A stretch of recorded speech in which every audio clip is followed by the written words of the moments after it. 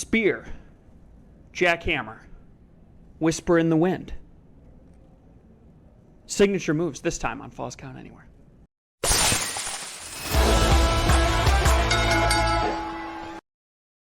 Welcome to another episode of Falls Count Anywhere. We're going to have a little fun on this episode. Today, the professor becomes the quiz master. And I'm quizzing Jeremy on finishing moves. I'm going to give him a finishing move. He's got to tell me the wrestler. And we're making this special. This is WCW wrestlers. So wind up your memory machine there. See if you can remember what they used to do on Nitro and Thunder back in the day. This is going to be like a spelling bee. I'm going to be like, can I have the origin of the move? Could you give it to me phonetically? Well, let's start with an easy one. You mentioned it in the cold open. Let's do jackhammer. Who did the jackhammer? Come on.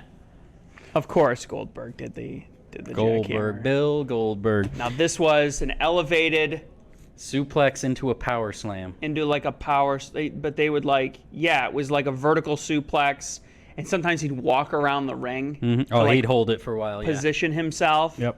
Yeah, that was a very impressive move, especially when he would do it to Roadblock. I think he was one of the first guys to do that, honestly.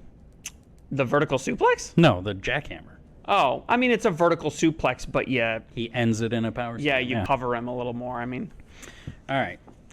Now, some of these moves, a lot of guys did it, but there is one in particular that stood out as doing these moves. Diving leg drop. This is a leg drop from the top rope. Who did the diving leg drop?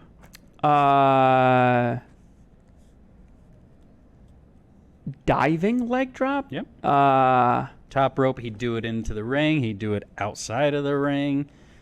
He used to jack up his spine, man. Think luchadors. Yeah, I was going to say, when you initially said it, I was going to say Eddie Guerrero. But he's the frog splash. He's the frog splash. He did that in WCW, right? Oh, too? yeah, he always did the frog splash. Yeah. If it's a luchador, I would just guess like Psychosis or... There you go. Yeah, okay. You got it. I was going to guess either Psychosis or Ultimo. Yep.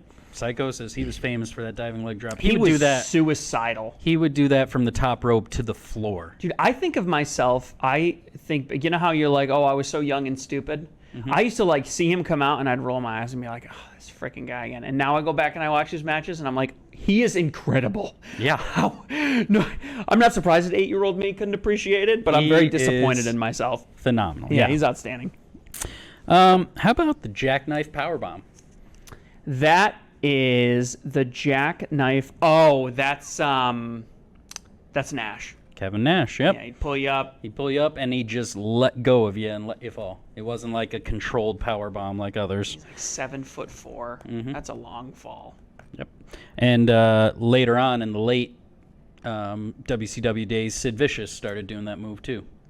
What was him and Hall, didn't they combine that into like a tag team finisher? No. The Outsiders didn't have a finisher like that? No, they just did the Outsider's Edge and the jackknife. Well, oh, Razor's Edge, right. Yeah. Yep. Which is not on this list. Thank God. Now that I just gave you the answer. You said Razor's Edge. Oh my gosh, is it Razor Ramon? All right. How about a submission move here? How about the Tequila Sunrise? The Tequila Sunrise. This move never looked impressive. So that's LWO. No. No? I'm thinking it's one of the LWO guys. No. A Tequila Sunrise. I don't know. Can I have a hint? Maybe give me without a hint. Give me the description of what the move is, because I just don't know that it's called Tequila Sunrise. He grabs an arm while the guy is laying on his back. He grabs an arm, flips him over on his front, hooks the arm in his own leg, and then pulls his leg back, and kind of stretches the leg and back. Oh, that's a good move. Never looked impressive when he did it. He was not twerking on it at all. Good move, though. It was bowdy, though. No? Bowdy, rowdy. Conan? No. Oh, really? I was going to guess Conan. He wasn't LWO. He was NWO. He never joined LWO? Nope. Oh, my God. I was totally going to guess him. Yep. That was Conan. Oh, man. Boy, do I feel sheepish. How about the Lion Tamer? The Lion Tamer, Chris Jericho. Chris Jericho, yep. Walls of Jericho. But it was the Lion Tamer first. Yeah. It was, and it was slightly different where he arched it back more on the neck and upper shoulders rather than the middle of the back. It was like a half Boston Crab almost. It was like... He would stand over him and like he was practically had the guy on his head. I remember once he would like put his foot on the dude's head too to sell it. It was a good work. Yeah, it always looked more impressive as the Lion Tamer, I think. Yeah, I liked it more, yeah. And another submission, my favorite submission of all time, Texas Cloverleaf. Who made that famous in WCW? Is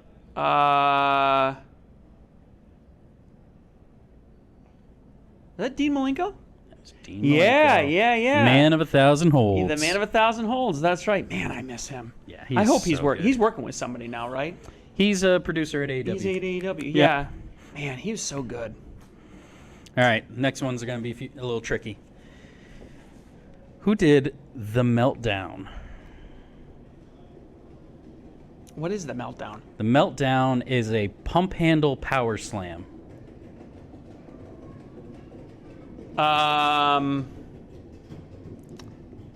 Oh, there's a dude with a nuclear gimmick. The Meltdown. This was, again, other guys did pump handle moves, but when he did the Meltdown, man, it looked so devastating. What was it called?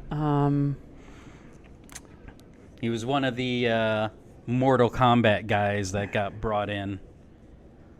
I know, but I don't remember the name. He was later in a tag team with Bryan Adams. This is some... Yeah, you're having me dig real deep. I didn't even care about this guy when I was 8 or 9. Oh, I loved him. He was awesome. You got to give it to me. I'm done. Wrath. Yeah. Brian Clark, Wrath. Dude was I badass. barely knew who that guy was back in the day. All right, how about the stroke? Oh, that's got to be like the stroke. Mm-hmm. It was a flatline. It was a front-facing flatliner. You'd grab the guy's arm, or actually, better description is a front-facing Russian leg sweep. Oh. Would he put him in like a full Nelson or anything? He would grab him like in a Russian leg sweep, but fall forward. So it's almost like a backward. skull-crushing finale without the Nelson. Basically, yeah. Still does it to this day. Oh, he's still wrestling today? Mm-hmm. Oh, well, that takes my 2 guesses out. I had 2 guesses. Again, not a very impressive looking move. But it is iconic. And he's still wrestling today? It's not Sting. No. Who is it? Jeff Jarrett. Double J. Really? Yep. I had no idea Jeff Jarrett did that move. Yep. That is a very unimpressive He move gets for into him. it, goes forward, goes back, and then goes forward again. Oh, It's he kind of really- does like a rocking chair version of it. Yeah, but not like a Yeah, he cool kind way of like like a Baron big, Corbin. lean, big. Yeah. Yeah, I was gonna say like Baron Corbin does a rocking chair. Yeah, no, his is way cooler. He just like grabs them and like winds them up. It doesn't like really rock. That's but- almost like an undersold. Well, no, because you position the guy. I was gonna say it's like a Sister Abigail, but the guy's positioned totally different. No, yeah, You totally spin different. him around. Yep. Sister Abigail, another really cool move. All right, 2 more we got here. Greetings from Asbury Park.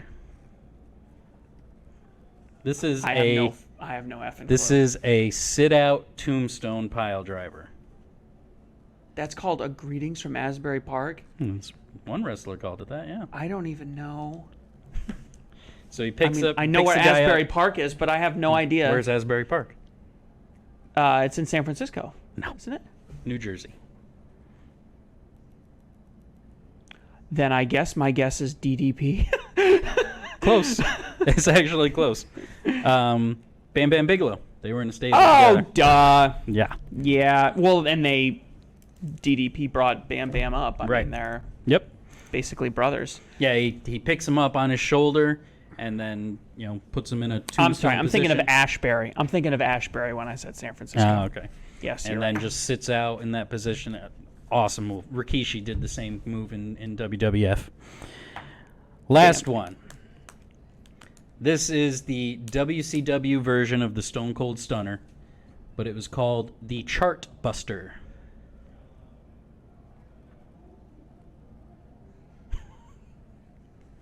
I'm trying to think of guys that I'm literally just like, who have I seen stunner somebody else in WCW? He was the only one, as far as I know. Well, it wasn't a thing.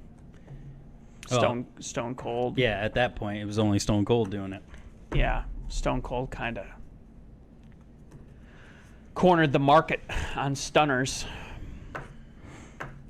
Give me a hint. I want to go out with a victory. This is going to be some guy that I don't even care about either, isn't it? You might not care about him, no. It's going to be like Wrath. I mean, he was known for his dancing.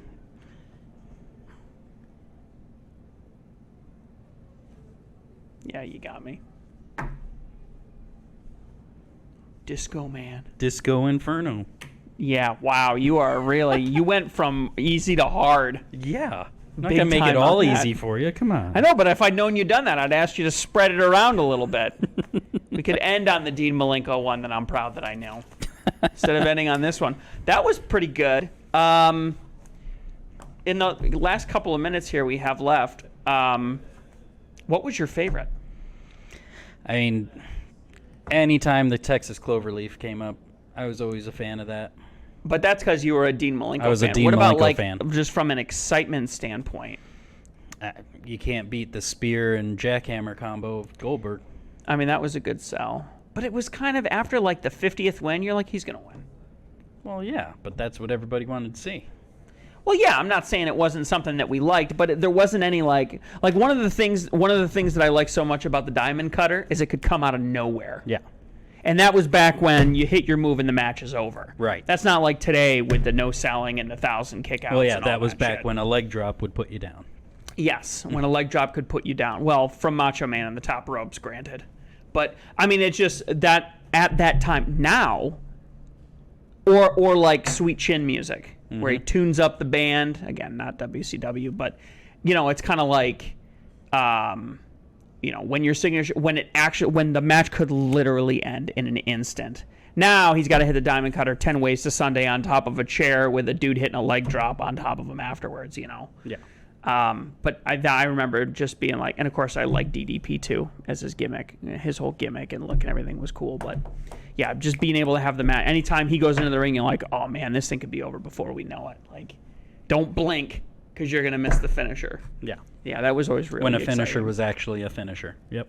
Yeah, when it mattered. A signature move. Yeah, it wasn't a signature move. It was a Right. finisher. Exactly. Good times. Let us know in the comments. What's your favorite finishing move from WCW or from any wrestling company? Oh, I thought about putting Black Arrow on here, but you'd get that in a second. Yeah, I would have gotten that one in a second. Comment to us, too. Let us know what you want us to cover on I this think show. do like 7-year itch. 7-year itch. The shooting star press? Basically, yeah. Yeah.